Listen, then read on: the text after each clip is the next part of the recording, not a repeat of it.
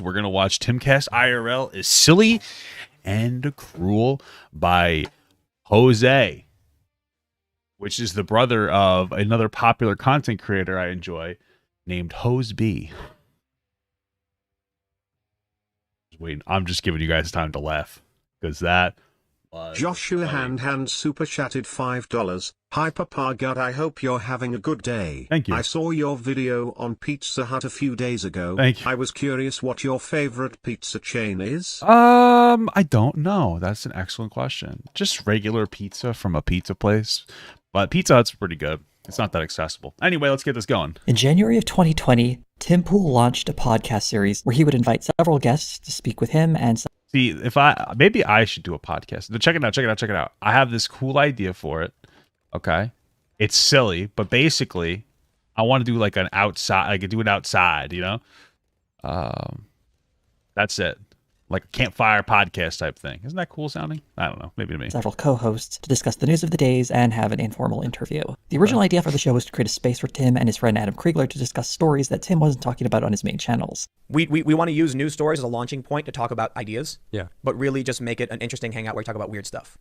With tens of thousands of people tuning in live for each episode, I wanted to get a sense of what the show has become and what it's like to watch for a week as it finishes its third year. I watched the episodes from December 19th to December 22nd of 2022. While the show typically runs from Monday to Friday, there was no Friday episode as Tim and his crew took the holidays off and didn't have any new episodes until the new year. This was a different week than most because instead of being filmed at Tim Pool's home, he took his show on the road to Turning Point USA's America Fest for a broadcast in front of an audience on the 19th, and then in a few studios that were set aside for him and his team for the other 3 shows during the rest of the week. The look is a noticeable improvement, particularly the lighting. These episodes also brought along with them a number of high-profile guests, including Steve Bannon, Charlie Kirk, James Lindsay, Blake Masters, and Kyle Rittenhouse. The Big Monday show was probably the most interesting to watch, in addition to having the So isn't he say that he's like a centrist or something? But he only seems to talk to conservatives, which is interesting. But highest profile guests, it provided an idea of what a live audience thinks of Timcast IRL itself. This is from the video titled Timcast IRL Live at AmFest with Steve Bannon, Charlie Kirk, and James Lindsay. One of the things I noticed very quickly is that the high profile guests are often allowed to go on long rants with little to no pushback. Here are a few examples from former Trump advisor Steve Bannon, who spent a lot of his time on the show giving these rah-rah speeches about how brave and daring everyone there was, making allusions to great civilizations of antiquity and other grand historical connections.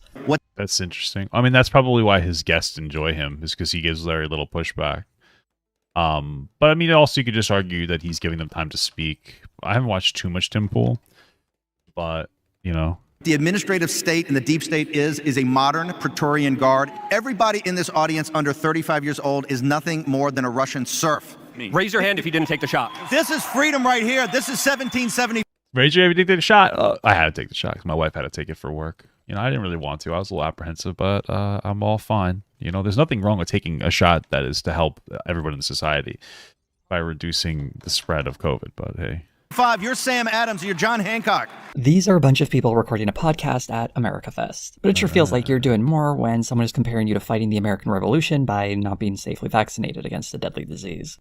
If you're unfamiliar with America Fest, it's a creation of Turning Point USA that supposedly gathers young people from across the United States to celebrate conservative values. Timcast IRL was part of programming that included speakers such as Candace Owens, Lauren Boebert, and Tucker Carlson. The lavish production reveals how much money Turning Points USA has to spend on all of this. In June of 2021, the end of the 2020 fiscal year, Turning Points reported making just under $55 million in revenue, up from $39 million in the previous year. I'm pretty sure they get massive donations from conservative outlets. It's interesting because I remember like TPUSA, if they were growing up, they would talk about how they're basically like a grassroots movement, when they're really not. They just get like tons of money from big conservative, like, you know, groups that want conservatism to be spread to children.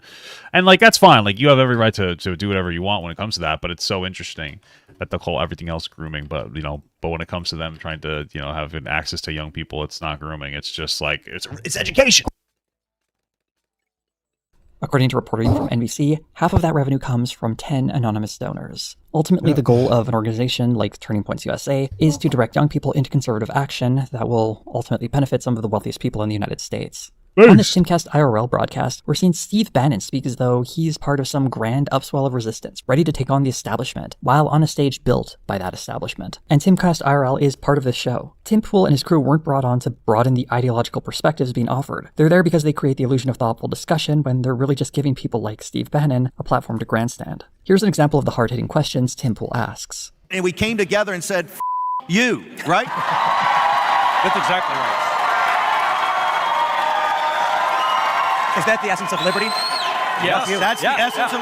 Hell yeah. Really tough stuff. Maybe you should have asked Bannon how he can cast himself as a revolutionary when he was so close to seize of power that he was given a presidential pardon after being indicted for fraud. This program is not the place where because the fraud was deep state propaganda. Duh. That's what the answer would be. It's going to be challenged, at least when they're on the right. Timcast IRL isn't just about providing naked right-wing propaganda, though. Much like his other two channels, it's also a tool Tim Pool uses to reframe the news to advance right-wing narratives. One of the major stories of that week, at least according to Tim Pool and his guests, was the court case where Arizona gubernatorial candidate Kari Lake was suing Maricopa County over the election results in the 2022 November election. While this story got some light coverage in mainstream press, it wasn't elevated to any special significance, as it was widely believed that the claims from the Lake campaign had no merit. And in retrospect, with the judge having ruled against Lake, it appears that that was true. Unless you were watching Timcast IRL, where apparently this was a grave injustice, revealing a broken electoral system. Although Tim Pool was predicting that the judge would rule against Kari Lake, it wasn't because he found her claims meritless. But first, let's look at the actual claims being made here. The discussions from Timcast IRL come from two episodes, one titled Timcast IRL-Kari Lake Election Witnesses Say Ballots Are Missing with Kyle Rittenhouse, and another one titled Timcast IRL-Kari Lake Trial Concludes Bombshell Evidence Could Change Everything with Blake Masters.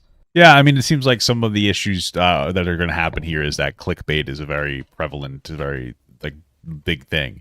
People clickbait the fuck out of like a lot of stuff, so that's going to be part of the problem.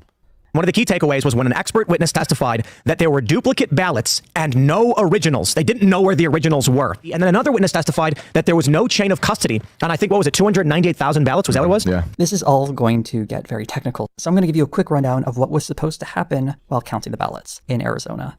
Normally when someone goes to vote, they go to an election center, and when they're there, Arizona has ballots on demand, which means they are printed by staff or people when they arrive to vote. Each printer is programmed to use a specific definition of the ballot that is designed to fit a 20-inch piece of paper. When someone is given that 20-inch ballot, with the appropriate sized image printed on top of it, they then cast their vote with that ballot, and it is fed through a tabulator, where it's automatically counted and is now a part of the great electoral process. According to Clay Parikh, one of Lake's witnesses, when the ballots were being printed out, instead of the image being set for a 20-inch piece of paper, it was set for a 19-inch image to be printed on the ballot. So when they were being printed out, they were a little smaller than they should have been, which means they weren't being read by the tabulators. My wife said that she's coming home and she spent the last hour getting screamed in her face. All right, well, when we get home, we'll talk about it, my love.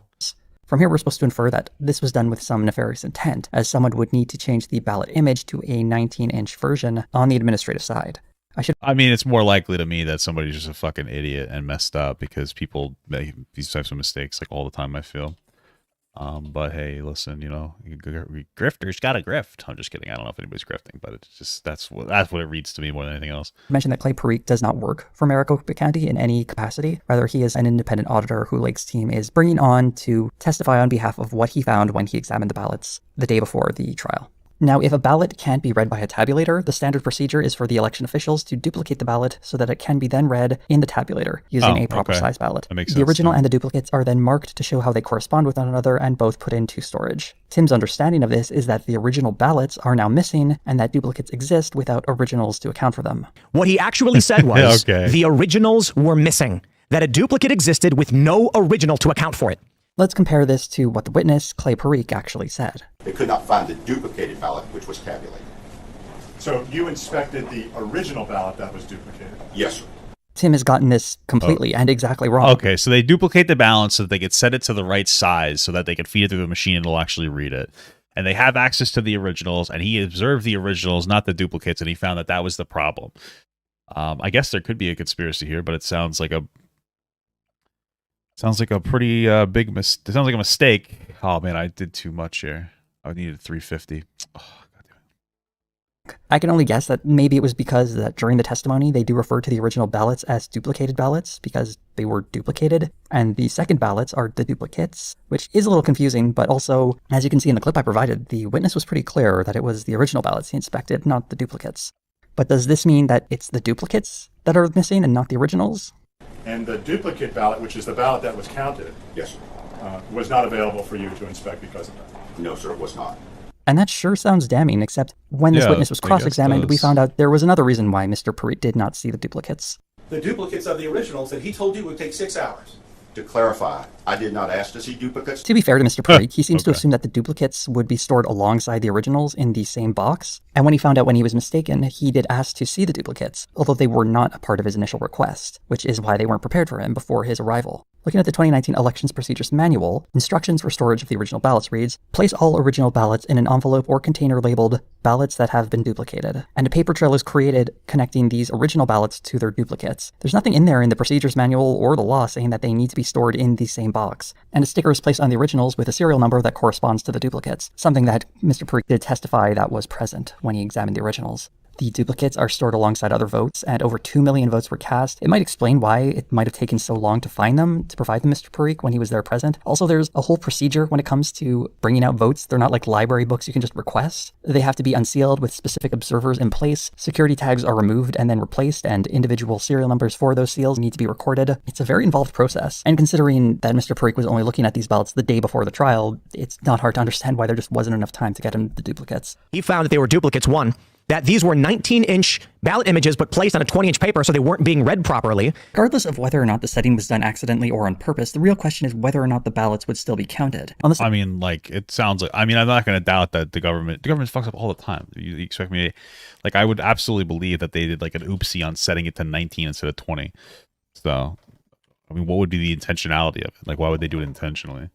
Second day of the trial, Maricopa County presented witnesses to argue on its behalf, explaining how the shrink-to-fit setting was selected by technicians who were attempting to get the printers working after difficulties with the heat settings caused malfunctions. Oh, okay. The total number of ballots affected was just under 1,300, and Maricopa County Co-Elections Director Scott Jarrett testified that all of these were counted. He also described how the duplication process works, with a bipartisan education board with members from at least 2 parties participating in the election, observing the whole process to ensure that votes are duplicated accurately. But going back to the Timcast IRL discussion, it really is just Tim Pool monologuing with a few random comments coming from Shane Cashman and Kyle Rittenhouse. While I would never expect Rittenhouse to have anything remotely insightful to say about this case, his other... No, it's crazy because at the end of the day, like, listen, with the Kyle Rittenhouse situation, he should have gotten off, right? He shouldn't have been there in the first place morally. I mean, listen, he was just a dumb kid that was trying to protect his community, and he showed up, and then he got into some trouble. The people that were trying to attack him were white people that, in my opinion, well, the first one was a white person that was just trying to weaponize BLM to cause like violence and harm, which is something that I feel like is somewhat common. The other people that Rittenhouse ended up shooting, he was defending himself from people who thought that they were defending themselves from him, right? It was an open shooter. That's what they thought, and I can understand why. It's unfortunate. The first guy shouldn't have been attacking him. He also shouldn't have molested those kids. Is what it is. Either way, whether you like Rittenhouse or not is like wholly irrelevant because he doesn't have anything intelligent to say. He's just some dumb fucking kid. He's some dumb fucking Boy Scout that was there. He has nothing intelligent to say, and now he's been like platformed into being a fucking conservative speaker. So yeah, that's what it really comes out to. Our guest, Cashman, who was also covering the trial for an article that would be published on the Timcast website, didn't have much to say when it came to any sort of analysis of the trial. That was beyond some very superficial observations. And they also have like just a giant team. It's like when you look at a pop song and there's like 30 people wrote it, and you look at the other, like a rock song, there's like 2 people who wrote it. That's what I felt like I was up against in this small courtroom. Also telling is how Tim Pool talks about the trial. He just seems to accept at face value everything said by each of the witnesses called by the Lake team, either ignoring or not understanding how they're being discredited by the cross-examination. We then heard from Or not understanding how they're being discredited by the cross-examination. Here's another example. We then heard from one witness that 298,000 ballots had no chain of custody. This one's simple. The judge should have just said to the defense, can you produce the chain of custody document in question? They didn't have it. They didn't produce it. I don't understand how we're at this point. These concerns were raised on the first day of the trial by Heather Honey, who describes herself as an investigator, auditor, and supply chain consultant. She claims to have requested all the documents pertaining to the chain of custody of the ballots for the elections in Maricopa County, and had noticed a potential problem with some of the documents, specifically when it came to ballots collected from drop boxes. The claim here is not about ballots that were cast and collected before Election Day. Honey was happy to claim that early votes were all documented accurately. If I was doing an audit of that, I would say that is a perfect score.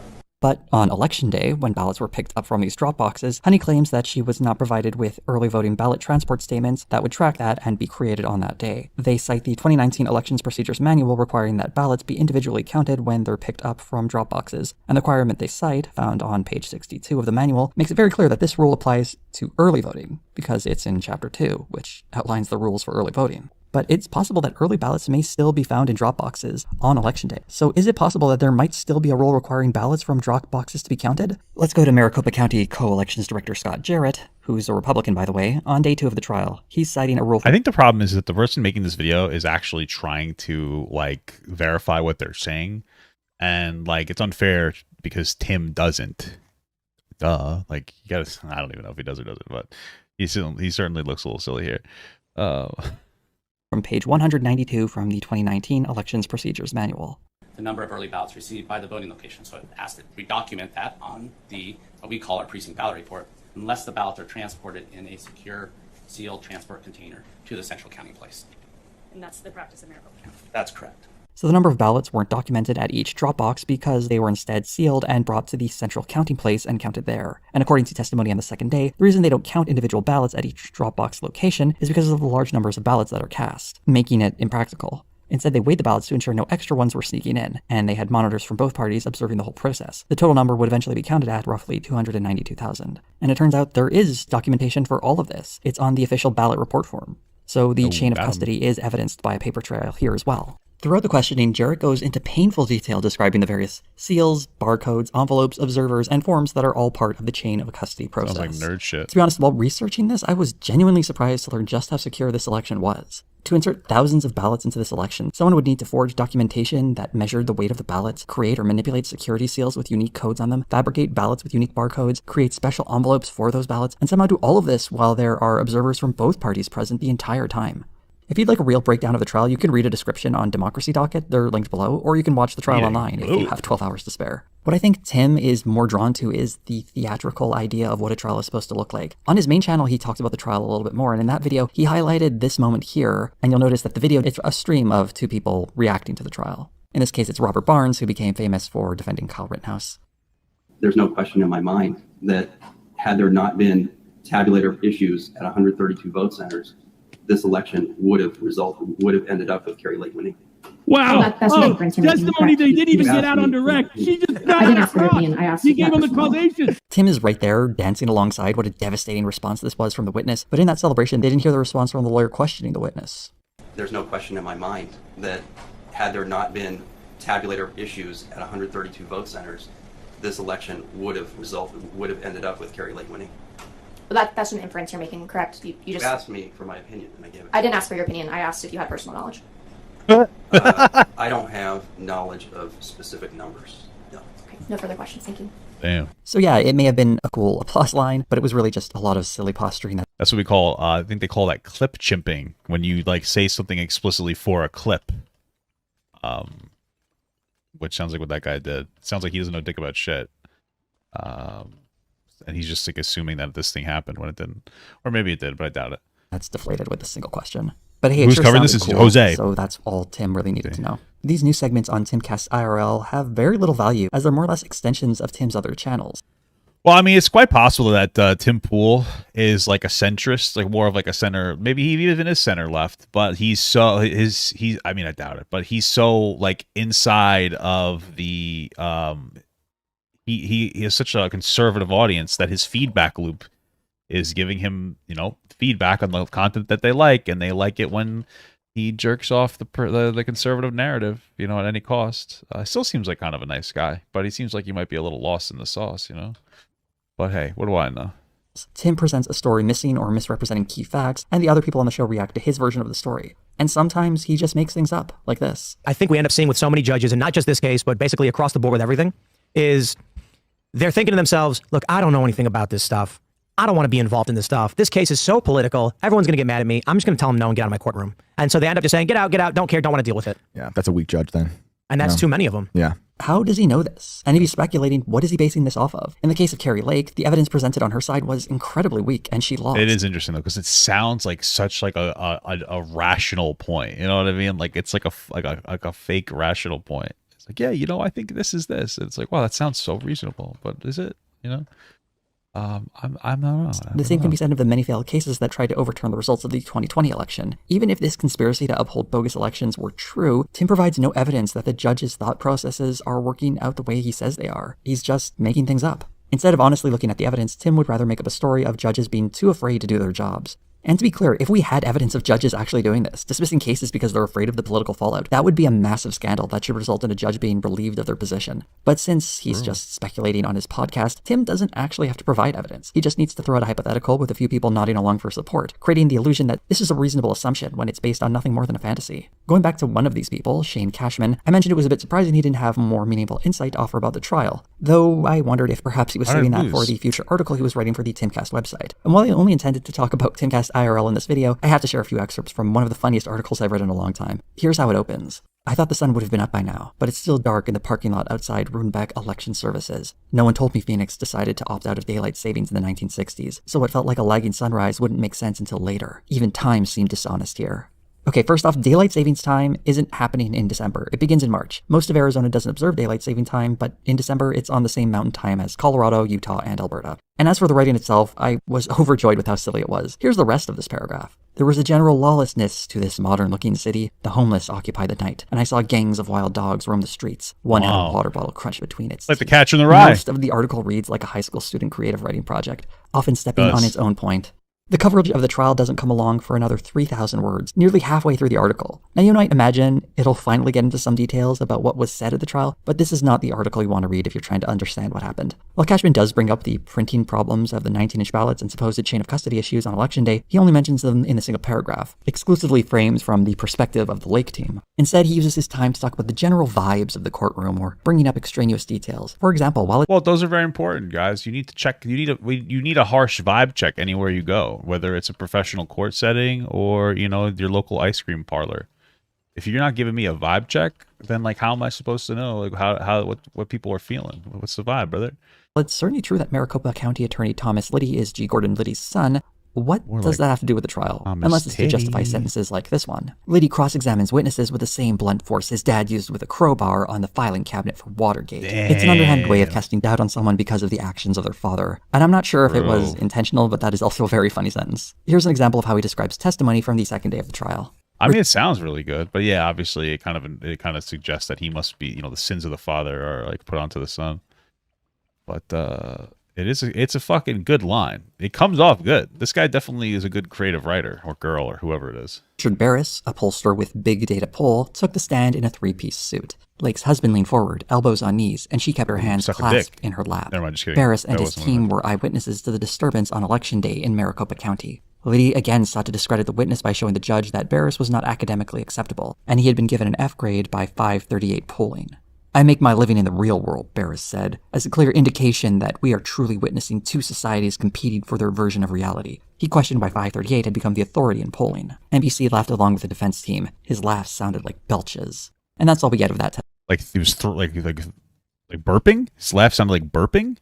Testimony. What else did Barris say? That's less important than what we would get. A discussion of NBC, which is used to describe a journalist working for the local NBC affiliate, a man Cashman doesn't mention by name.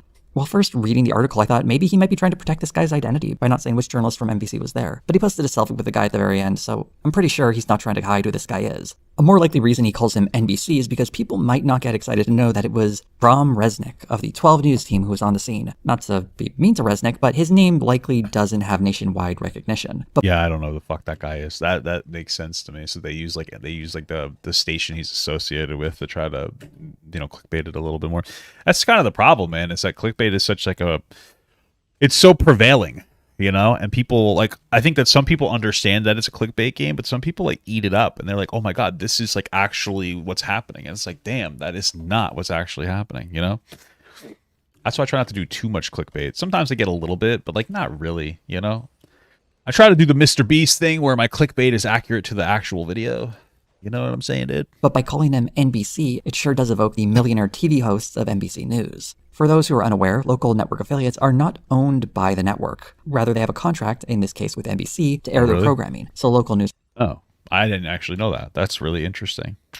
Interesting. Wait, really? operates independently of network news. If Channel 12 became an ABC affiliate, their local news may remain completely identical, only they would have ABC branding instead. Well, there has to be like some kind of like standard set though. It can't just be like, oh, it's just some simple, like that makes sense, but they probably have to follow some kind of like guidelines or like journalistic integrity or something. But okay, cool, interesting. NBC, I didn't know that. But it's a lot more fun to pretend that the NBC network has sent one of their high-priced goons to cover this, so Cashman can spend multiple sentences talking smack like this. The journalist who translated for him wound up giving his seat to NBC an act of ass-kissing that made me nauseous. NBC smelled like stale champagne, cheap tanning lotion, and a urinal. This is good. Cake. When he got up to check his camera, the worst is sometimes like you go into the bathroom and the urinal cakes don't smell that bad.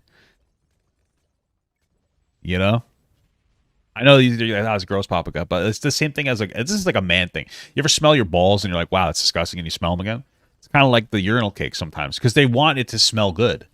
That's the whole point of the urinal cake. And then you're just like, damn, it's weird. You know what I'm saying? You understand what I mean? His shoes squeaked, and I'm sure his shoes were filled with urine. He's talking about NBC there. I can't help but think about the long testimony describing chain of custody at each step of the tabulation process, or how document after document was produced detailing each moment. But for Cashman, he's more interested in mocking local journalists than offering real details of the trial he's supposedly covering. Anyone in need of a laugh can read the article linked below. I didn't even get to the part where he talks about the cab driver who does DMT, or the data entry clerk who talks about suicides at the courthouse. Details that are fun to include, but aren't a substitute for proper journalism and actual coverage of the event he was sent there to cover. I've mostly been talking about Tim Pool, but I want to take some time to talk about his co-hosts as well. Originally, Tim hosted the show with Adam Kriegler, though in mid-2020, Kriegler left the show. In a recent November 2022 live stream, he offered a bit more insight into why he departed. Like, the real reason why I got fired, I think, is because he didn't want to pay me anymore. Okay. I believe. That's what I believe. All right, well, doesn't mean it's true. He'll say I gave him an ultimatum to fire Lydia, but I think that's bullshit. I think he wanted me gone. I think he didn't want to pay me anymore. I think he wanted 100% of that super chat money. And he's got it now. Good for him. For those unaware... Well, yeah, I feel like we're missing context. Did he split the show down the middle or something with this guy? And so, like, is that what happened? Many of the people who work with Tim to produce these shows also live in the giant house he owns and records them in. According to Adam, it's not your typical situation. Every single person in the household, other than me, because I didn't give a shit, walked around Tim on eggshells because they were so deathly afraid of being fired. You know, yes, man, Tim. Yes, Tim. Yeah, of course, Tim. Everybody acted like he was like this, and I don't know, cult leader or some shit. I'm not calling him a cult leader, but that's the vibe I got, right? It was weird. It's a very strange dynamic to be living and working in the same house with your boss there present the entire time. Okay. Adam would later be replaced by Ian Crossland. But what does the super chat money have to do with anything? Like, why would that be a motivation? Is he trying to say that he would split like the super chat money or something? Like, I'm not understanding that point that's being made. That's where I'm not getting it. Get a bit more of a historical perspective. I spoke to Mildred from Thoughtslime and Lance from the Surfs, both of whom have watched many hours of Timcast IRL and other types of Tim Pool themed content. Here's Mildred's take on Ian. It just feels like Surfs, huh? I don't know. I forget what I saw, but he had like a pretty frustrating moment for himself. I forgot what the conversation was, but it was a while ago. But I guess we all have our bad moments, huh? Like Moonlord or Ian is like a Pokemon evolution of Weedlord. Like if you use a hate stone on him, he'll turn into that, because he's a much more overtly bigoted person. Ian is probably the easiest to sum up in that he seems to be present to bring up random asides only to be ignored. Although ignoring him might be for the best, because when he's given free rein, he'll say something truly bizarre. There's going to be a revelation within Judaism and probably all the major religions on earth that there's going to be some sort of a transformation where people come back to the faith. And Kanye will be looked at as someone that saved the Jews.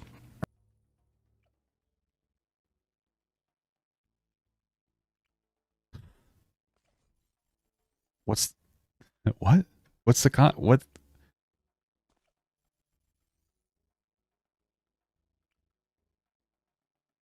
I don't even know how to process that information. That's incredible. Holy shit. Wow.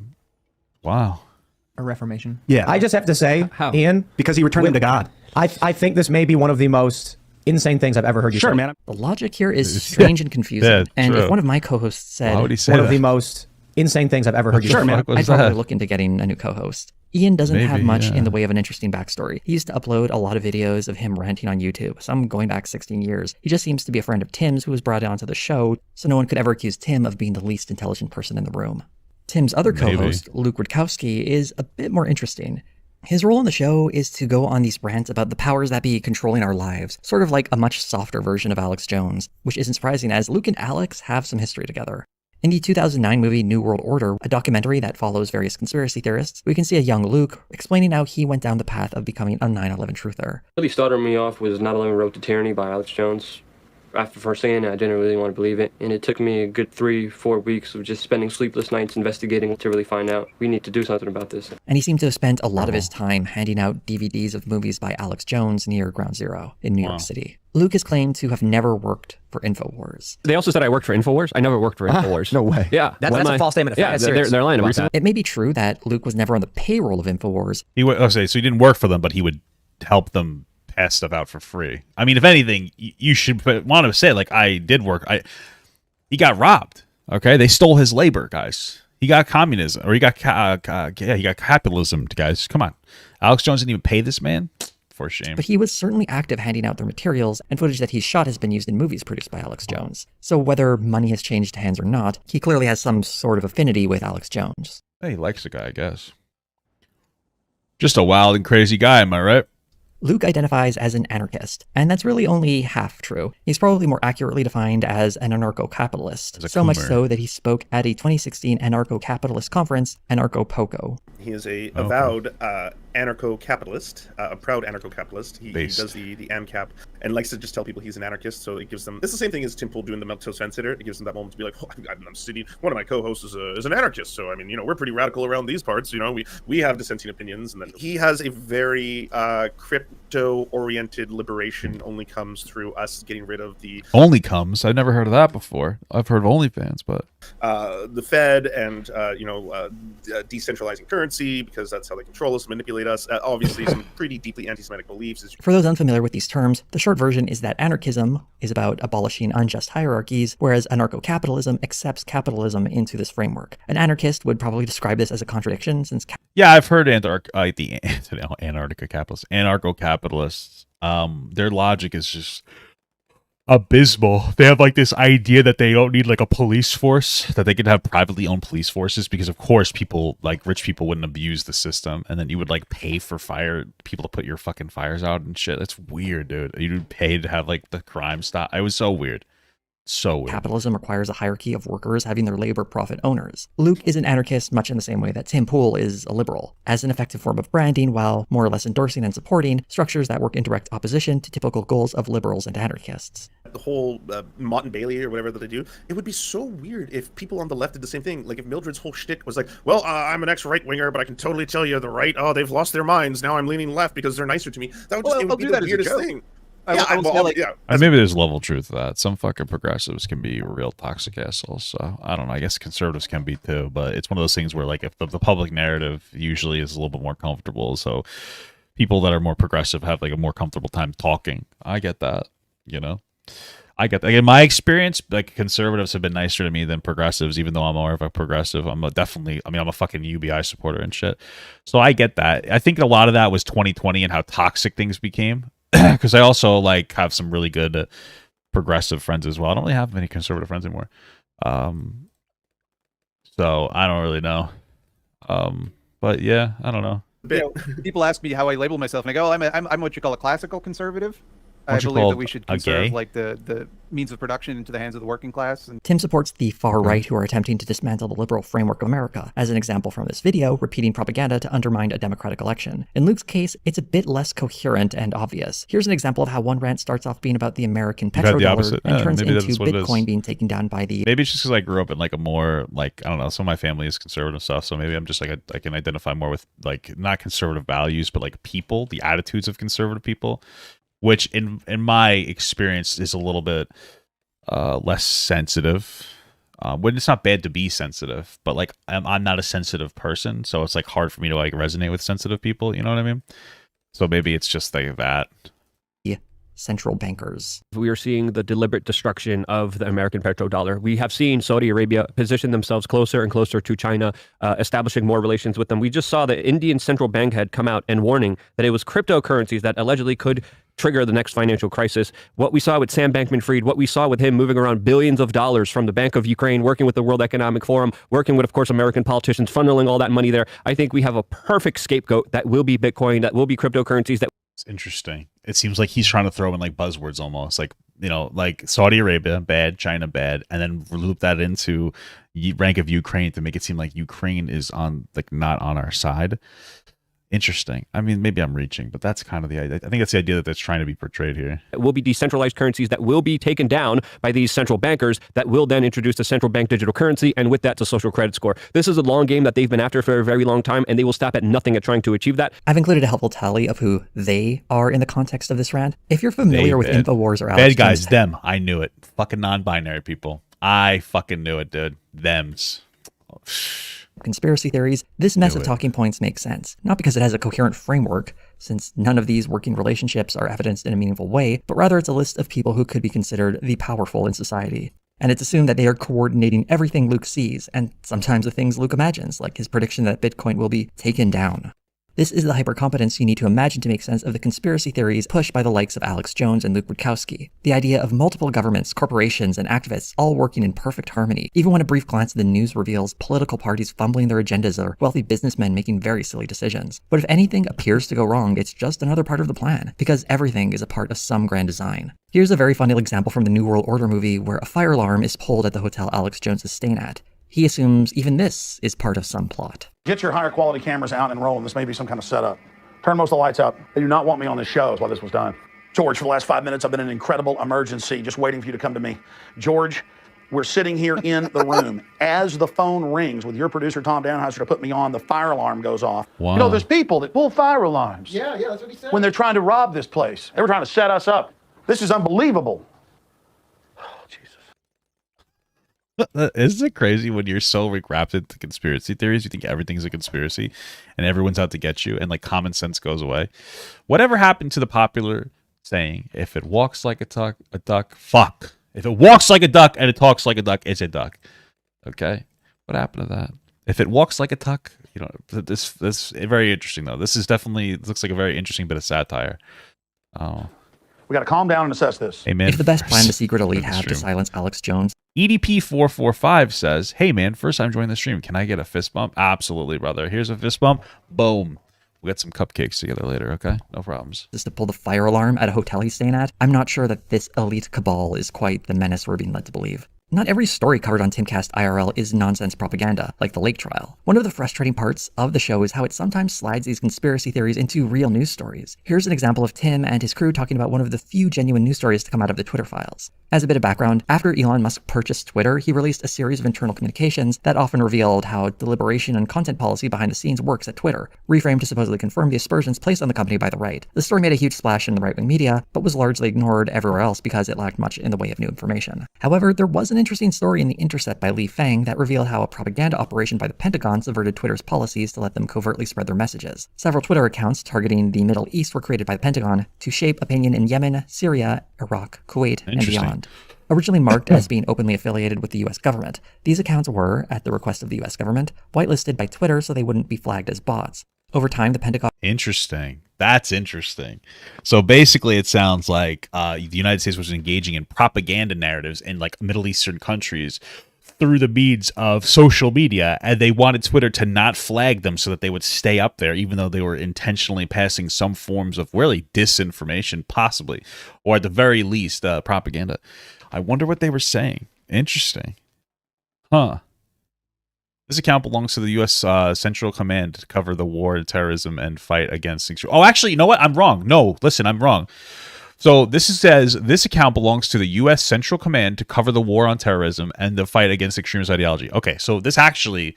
I thought that they were doing what Russia did in our 2016 election, where they were putting in a bunch of bots to spread misinformation. This is an account that explicitly says, this is run by the United States, and we're countering, like, terrorism. Or what, at least what our perception is. So I don't think it's misinformation as much as it would be considered like, it's just like saying this is our interpretation as the United States on like what's going on. I thought that they were talking about like bot accounts. Or rather, like, you know what I'm saying. Had some of these accounts remove their affiliation with the US government, creating the illusion of them having been independent voices. Although the US using propaganda overseas is nothing new, this subversion of Twitter's policies to hide the nature of that propaganda is something to be concerned about, as it can impact public opinion in these countries and tailor them to support US hegemonic interests when they don't even realize they're being propagandized to. Here's how Tim Pool presents the story. It may be indirect, but this means the psychological operations were targeting American citizens as well. You cannot go on Twitter with a fake Middle Eastern account, claim the U.S. is doing something they're not, and not expect that to impact U.S. citizens. This, in my opinion, is seditious. That the U.S. government is running influence operations, impacting its own people. That should not be allowed. There is no evidence that this operation is deliberately targeting American citizens. In fact, a quick look at the article would reveal that these accounts are all in Arabic. So while it could conceivably impact anyone in the world who could understand Arabic, it certainly wasn't meant to target the average American. From this poor reading of the story, we get a rant from Luke. And with the U.S. Pentagon running psyops on unsuspecting American people, promoting the war in Yemen is absolutely insidious, and your tax dollars are literally doing PR for Al-Qaeda. We've gone from the US subverting Twitter's rules to help its propaganda efforts in the Middle East to some elaborate story of the US targeting American citizens to get them to support the war in Yemen to help Al-Qaeda. Meanwhile, this is Ian's contribution. I want to look at the map. Where is Yemen? It's like East I don't know if Africa. you know better, Luke, because my understanding That's a good question. Where is Yemen? Okay, I mean, what is that? Okay, I one thing I know is ramen. Raw men in my ass. Okay, see, I went a little bit differently than you thought. Yeah, they want to control the Gulf of Aden is what they want. They want that trade route in the Suez Canal. That's why they have Israel where it's at. This whole exchange represents the dynamic of the show. Why the fuck does he keep bringing up Israel? What the fuck? Why does he keep bringing up Jewish people? What the hell's going on here? Tim reads the news poorly, Luke uses the story as a jumping off point for another rant, and Ian is confused. While watching some of that, you might hear a few things you agree with, a few things you don't, and things that are just bizarre random asides. The problem is none of these hosts mesh particularly well in a way that provides greater understanding of anything. They just set each other up for their own routine. It's less like a band that performs together and more like soloists taking turns in their part of the song. But the song has a very specific goal: twist a person's understanding of the news and replace it with a conspiracy theory. This show has changed a bit over the years. The profile of the guests has gone up, and the loose-flowing conversations about UFOs has gone down. One thing that has remained is Tim's constant need to connect news of the day to pop culture of the past, no matter how tenuous the link. Tim sees his show as a form of resisting fifth-generation warfare. That is, resisting warfare using misinformation, social engineering, and cyber attacks. But right now, we're starting to see a fifth-generational version of that scene from V for Vendetta, where the inspector is saying, and then someone will do something stupid. And it shows the finger man with the badge shoot the little girl, and then all the people just go and just like start walking up to him like they don't care anymore. In this analogy, Tim is part of the mob of people who attacked the officer who shot a So I never watched V for Vendetta, so sorry, I'm out of the loop. Little girl. All this talk about fifth-generation warfare and the V for Vendetta movie come off as more than a little embarrassing. Tim is a millionaire who makes YouTube videos covering topics he barely understands, or sometimes doesn't understand at all, while uncritically platforming far-right guests. By using the concept of fifth-generation warfare, he can twist that to imagine he's fighting in a real war. Although he certainly aggrandizes his role in this whole thing, he is part of a grander effort to push propaganda online, although he's not quite on the side of the people that he professes to be. And we can see that revealed through another example of his love of pop culture. One of his guests, Vivek Ramaswamy, describes a vision of a better society, and Tim is very quick to find a parallel. But if you want to vote, earn it. And the service could be... So you guys are into it. I thought you were all going to vote. Yeah, Oh, no, we talked about Troopers, it. man. Yeah, service guarantees. Oh, okay, good. Starship Trooper. Starship Trooper. By the way, absolutely goated. Well, Tim Pool reminds me of a theater nerd who just can't shut the fuck up about theater, which is probably what he is, and God bless him, you know. But also, we really need less theater nerds. You're just annoying type. It's just annoying people. Is a parody of a fascist state, where people are only granted citizenship through service in the military. It's deliberately designed to show how fascist states steal the use of its citizens to feed them to the meat grinder of a war that never should have started. Is that what it's about? I thought it was just about killing fucking bugs. I was young when I first watched the movie. Do you think that's true? I guess I should watch it again. I thought it was just about killing bugs, man. But it's also a movie where cool military guys fight aliens, so it sounds That's like Tim is what on I board. mean. To his credit, Luke does notice a problem with this idea. Service could include, having squads of people going around to make sure that everyone, bends the knee to Black Lives Matter. Yes, the real danger of a Starship Troopers themed society is that it might force everyone to support Black Lives Matter.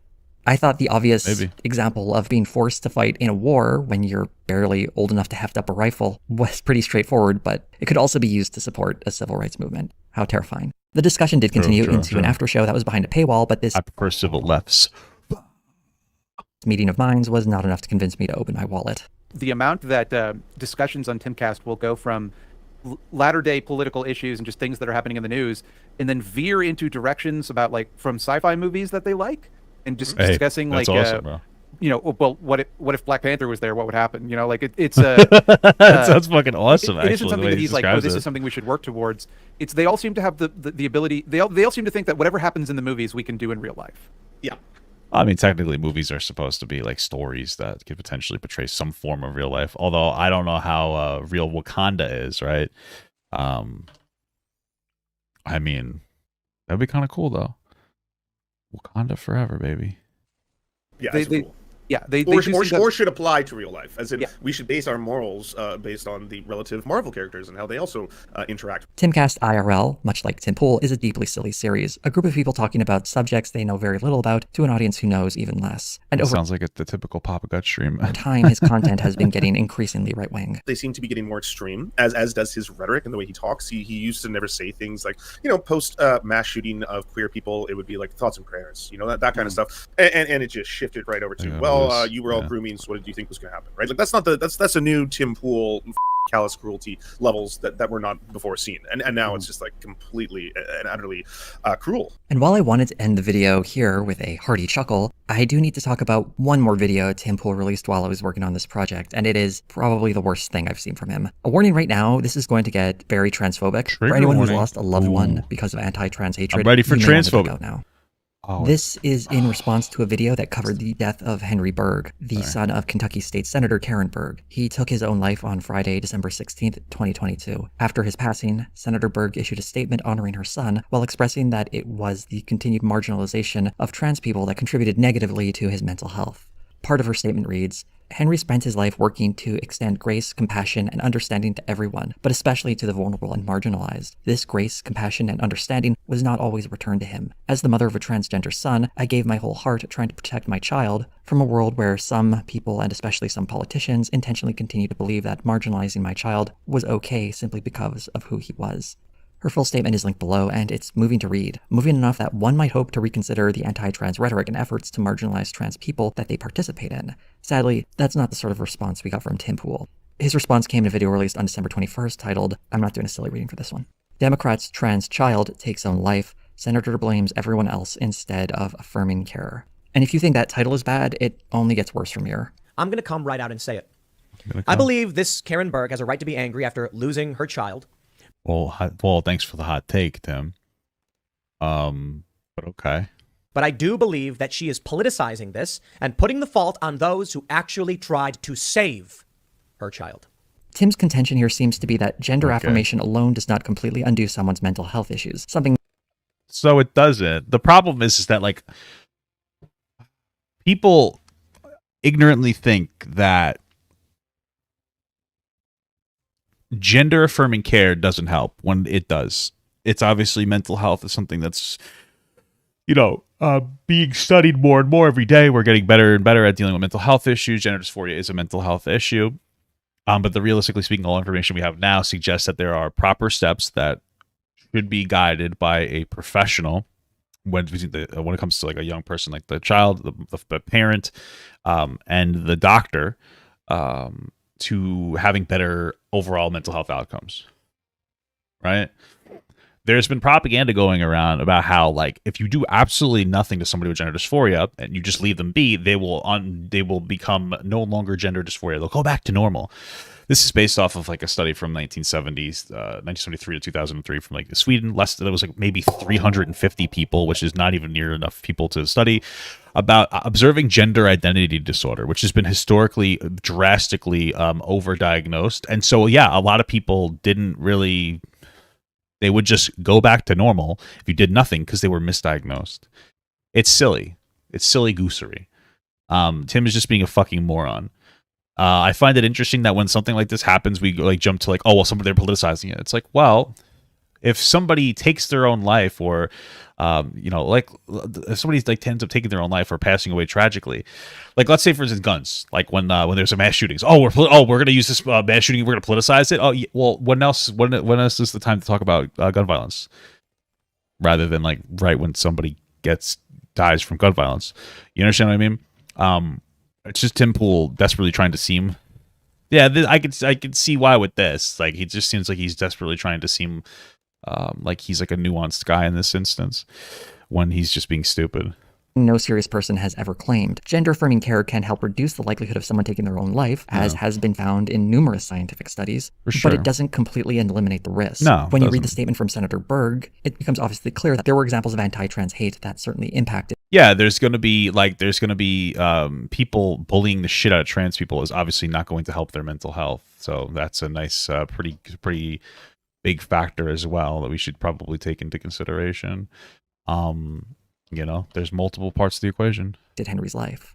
From Senator Berg's statement, Henry wasn't just a trans man living in the world. He also worked as an advocate, standing on the front lines against anti-trans legislation and bigotry. This is a state senator, I believe, is saying, no, you didn't accept my transgender son. Yeah. But people don't accept everybody for a variety of reasons. That's an impossibility. Sure, but that's why we have advocation for acceptance. So would you say the same thing about like racism? Like you wouldn't say like, yeah, you know, I know this person killed themselves because they were being the target of racism, but not everybody accepts everybody. So like, it's really is what it is. It's like, no, you would say like, oh, that's really bad. We should work to be more accepting of people. Very simple concept. Fucking do something else, huh? This is someone being rejected because of their identity. Reducing it to a variety of reasons is to hide the bigotry at play here. Tim Pool is running cover for anti-trans bigotry and participating in it Tim himself. Pool probably thinks that he's like right. That's the problem. He's probably so lost in the sauce there. Here's who Tim blames instead. I will say it. The mother is at fault. Oh my God. It's a bold thing to say. Because we never want to blame someone. And it's not really a bold thing to say when you know that your everybody in your audience is going to eat up what you're saying. Like, it's kind of like one of those things where it's not really very bold to say something when you know everybody in your sphere is going to be like, yes, you're so right, Tim. Like, you know, conservatives are going to eat that up and fucking cum it out. Like, oh, yeah, it's definitely the mom's fault because they should have beaten their kid till they didn't want to be trans anymore. Or you know, whenever someone takes their life or something, we say, it's not your fault. You know, you couldn't have controlled this. No. I'm not playing those games. Yes, he blames Henry's mother for supporting her son's transition. What a scumbag. Body dysmorphic disorder, and they want to remove their hand. This is a real thing. I do not believe we should affirm any of these things. What we should do. Okay, so we got to go into like it really quick. Okay, listen. I know people like to compare these types of things like anorexia, this and body dysmorphia, this one, that thing, to transness. Okay, the way that you deal with any mental health issue, it's not to affirm somebody. Nobody's trying to affirm trans people necessarily. It is to help them be the happiest they can be and function in society without harming themselves or society. You wanted to cut your hand off removes your ability to function very well in society, right? So you wouldn't do something like that. Being anorexic to the point where you're like you're thinning out and being like, I'm still too fat, I need to eat less, is going to kill you. Getting transitioning isn't going to harm your body. Now you could argue when it comes to bottom surgery, yeah, but there might be like they're cutting off their genitalia or this and the other thing. Personally, I don't really think that people should get bottom surgery. I understand every other type of surgery. Bottom surgery, don't really get it. People have breast reductions all the time. People have breast implants all the time. It's something that's very normal, and don't consider it the same thing as cutting off a fucking hand or blinding yourself. Okay? When it comes to like hormones and stuff, these have positive outcomes. They need to be done correctly with a medical health professional, but it's not the same thing. And they have overall positive impacts on people.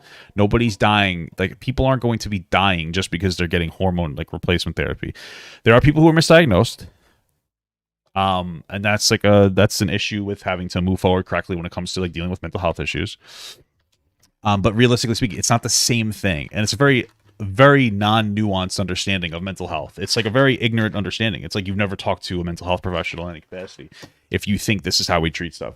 We don't treat things based on what people want. We treat things based on what people need, right? And based on all the information we have, people who are anorexic, they don't need to eat less because they'll die. People who are trans, they may, depending on the person, need to transition. So it's just Tim not understanding dick about shit. I'm cutting off Tim here because what he thinks doesn't matter. He isn't a doctor. He doesn't even know who these people are outside of an article he just read, and he's already giving them advice on how they could have prevented someone's suicide. Let's go back to Senator Berg's statement to see what was weighing on Henry's mind. On a daily basis at his job, Henry would be aware of the hateful and vile anti-trans messaging being circulated around his country and focused at his workplace. This hate building across the country weighed on him. In one of our last conversations, he wondered if he was safe walking down the street. At one point in this video, Tim comes very close to approaching the real problem here, but he doesn't have the courage to really engage with the point he's brought up. Some parts of the world, in most parts of the world, they're racist. And the color of your skin will determine whether or not they accept or reject you. You can't change that right now. Well, you can, so you advocate for change, you fucking moron. Over time, we can genuinely find people become more accepting in certain respects, but mostly this is a product of the West and the United States. I mean, China is still extremely racist, and they're not giving that up. So I don't think it's fair to say that you can make everyone accept you. Yes, acceptance takes time. And here, Tim is the one not accepting trans people. In the analogy he brought up, he is the racist, refusing to acknowledge other racial groups as Yeah. Like, if Tim would have just said, like, hey, you know what? This is really wrong. People shouldn't bully trans people. That would have had a really positive message on people. But he also would have gotten hate from his sphere, probably. So to him. There's such an obvious lesson to be learned here, and it only takes the slightest bit of empathy for another human being. And since he doesn't have enough material to fill a 20-minute video, Tim spends about 8 minutes talking about another story where the groomer label is identified as an anti-LGBTQ slur. The statements he addresses are pretty easy to debunk. Like, it can be, mostly because like a lot of times people will just call like a LGBTQ person a groomer just by like virtue of their existence. Like drag people. Oh, they're groomers. No, they're not. They're just people that want to do drag, and they liked it ever since they were kids, and they feel comfortable, and they're trying to spread that. Do I think it's appropriate? No, not really. I mean, drag is very sexualized mostly because music's become very sexualized, and drag is about imitating musicians. But like, there's a difference between being inappropriate versus intentionally trying to groom somebody. Or you have to be a moron if you think that these are the same things, because they're not. So. Like when he tries to twist the phrase alternate form of kinship to mean preparing children to be sexually abused. Family-friendly just means accessible and inviting to families with children to prepare them for alternate modes of kinship. Yeah, we call that grooming. The word kinship means the connections people have within a family, and I shouldn't need to explain what alternate means. Bro, if you're taking your kid to a drag show, like that's something to do with the drag queens. Like, criticize the parents then. Like, you know what I mean? This has, but also like nobody really gives a fuck. I mean, at the end of the day, again, like nobody really gives a fuck about like beauty pageants, but they'll shit come and fart all over. Don't die. Are you fucking shitting my tits right now? I'm gonna blow myself up with a nuclear weapon. Anyway, they don't care about kids doing child beauty pageants to any real degree. Nobody's really advocating against that as harshly as they should be. And it's kind of like the same thing here. Like, it's just that now it's little boys that are getting exposed to this stuff. So now we have to worry. That's really what it comes down to. Society doesn't care when we over-sexualize little girls, but when it comes to little boys, we can't sexualize them because little boys, they're better or something. You know, all that nonsense. Nothing to do with sexual abuse. Gay families are an alternate form of kinship, and to then twist this to mean that children are at risk of being sexually abused, it's just an attempt to reframe any non-traditional family as a hotbed for sexual abuse, and it's an obvious slur. This isn't difficult to understand, and it's not a coincidence that Tim is padding out this video with this discussion. The groomer label wasn't even mentioned in either of the statements about Henry's passing. This is something Tim chose to bring up in this video. He has taken Henry's passing and is using it as an excuse to affirm hatred towards people in the LGBTQ community. In this video, he does constantly hedge that he doesn't think all LGBTQ people are groomers and doesn't want anyone to die. But at the same time, by bringing up stories of children being groomed because you happen to be discussing a trans person's suicide, it creates a distinct impression in the minds of his audience. Here's some examples of top-rated comments under the video. Her child commits forever sleep and she immediately politicized it. Disgusting. It's almost as if... Bro, if my kid took their own life and it was because of bullying, the first thing I would be doing is screaming about how my kid was bullied until they killed themselves. Like, politicize my balls, dude. I'd be fucking pissed. I'd be screaming. I'd be yelling. I'd be distressed. I'd be a fucking grieving parent. It's very normal human being shit. Pushing an adult lifestyle that has a 40% death rate onto impressionable children. And nobody's pushing it onto any children. Well, some people might be like a little bit fucking stupid, but like most people aren't pushing anything on it. Like, I think most people, like if I had a kid, like listen, I never want to have a kid that's trans because I would not want to have to deal with that shit. Okay, I would love my kid, but like how like, it's a tough decision that you have. Like your kid is like, imagine your kid is just expressing. Let's say they were born a boy and they're just constantly saying, "I'm a girl, Dad, I'm a girl, I'm a girl, I'm a girl" for years. They starts at 4 and then 5. They keep saying it 6, 7, 8, 9, 10, 11. And now they're starting to go through puberty and they're like, "Dad, I'm a girl and I'm feeling really like upset." I'm gonna take them to a therapist. And if I have to start helping my kid transition, like that's the only thing that's gonna make them happy, like what am I supposed to do? Let my kid fucking kill themselves because they're unhappy? You know what I mean? It's a hard thing. It's hard, man. That's a hard choice. Now, are there some people who push it too much? Probably. Are those outliers? Absolutely. Right? There are people who are too fucking woke. It's like, oh, I'm gonna let my baby pick my gender. No, you don't or let my baby pick their gender. Don't ever do that. That's stupid. Your baby, if they're a boy, they're born a boy, they're a boy. If they're born a girl, they're a girl. But if time goes on and they start expressing differently, that's a whole other conversation to have, right? Like, generally speaking, you should try to raise your kid as quote unquote normal as possible and then deal with any variations as time goes on, right? That's how you should deal with that kind of shit. But if that happened, man, like that's tough. Like you got to deal with that shit, and you got to help your kid. Like I don't know. So it's not forcing a lifestyle. It's like trying to do your best for your kid to be happy. Teenagers with drugs that permanently alter their brain and body chemistry is a horrible idea. I used to wonder where all this anti-trans hate is until I realized that anything sort of complete and total gender identity knee-bending is classified as hate. The message seems to be coming across loud and clear to the audience. Trans people should be discouraged from seeking affirmative care, deny the existence of trans people, and then blame those supporting trans affirmations as the ones causing self-harm, all to run cover for bigots who spread this hatred around.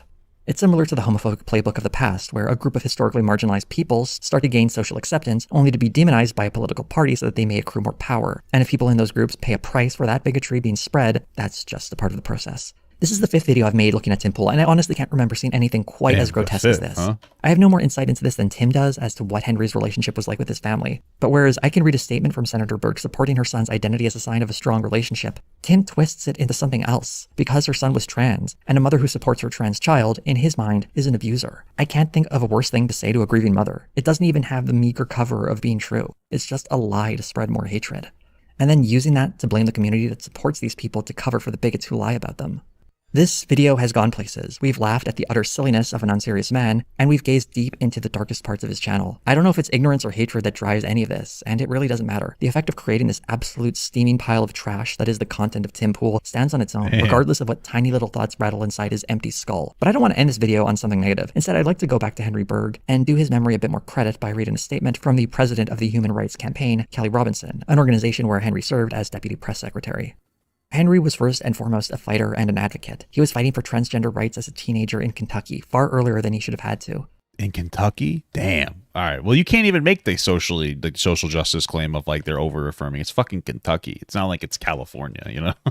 Jesus Christ. As part of his job at HRC, he faced down anti-transgender vitriol every single day, and no one was more aware of the harm that anti-transgender rhetoric, messaging, and legislation could have on his community. He was brave, but as Henry's mother stated, the vitriol against trans people is not happening in a vacuum. It has real-world implications for how transgender people view their place in the world and how they are treated as they just tried to live their lives. It sadly impacted how Henry saw his own place in the world. In honor of Henry's life, we must come together and speak out against injustice. We must fight for our transgender family. We must celebrate his light and honor him by continuing to fight for full equality for all. Our thoughts are with his parents, his sister, his entire family, and our whole community. I respect that, man. Shit's hard, man. Yeah, just like if you have somebody that you know that's like trans or something, you don't have to be like a fucking a cocksucker and like be like, oh my God, I'm going to do everything for you. But like just, you know, you could be there for them when they need it. They need like a just kind of like someone to listen to them talk about their struggles. You don't even have to understand it. You just have to listen. Like, yeah, I don't get all of it, but I get some of it. You know, because you're going to understand a little bit of it because, you know, everybody, there's like fundamental issues with oppression and shit. You know, and don't be ashamed to be around that person. Those are things that you could do. It's not the bar is very low on supporting trans people in like the real world. Listen to them if like somebody who's like going through something, and just don't be afraid to just be their friend. Like, don't be ashamed of the person they are. Very low bar that you can fucking rise to have like a really positive impact on a trans person or any person going through anything, you know. And then they can reciprocate that to you as well when you're going through your own shit. You know, they can be a friend with somebody. So instead of my usual call for financial support for this channel, consider donating to organizations that work within LGBTQ communities. I've linked a few below. All right. This video was a lot, huh? I honestly did not think I would be covering Tim Pool again. It's been 2 years since I last covered the guy, and he hasn't really changed much. And one of the real challenges of making videos like this is how many times can I point out how wrong these guys are when they're just wrong the same way each time? I hope this video at least was a little different from the previous ones, although in some ways I feel like it was kind of similar. I do think it's worth checking in on them every now and again to see, are they still bad? Have they gotten worse? And in the case of Tim Pool, he did seem a bit worse. That video at the end, you may have been able to tell, I got a little angry talking about it because it's infuriating. Green are my patrons, who I would like to thank for helping support work like this. Again, if you're thinking of supporting me, do consider the organizations linked below instead. I would also appreciate if all of you would like, comment, and subscribe if you haven't already. Hit the bell for notifications in the future. None of that costs you a cent, but it does mean something to me, and I appreciate it. And I appreciate. All right, well, that was a good video, man. Some sad shit though, but it's a good video. Tim Pool, something else, huh? I want Papa Gut to pee on my face, but just as a friend. There's nothing weird about that. I want him to pee on my face.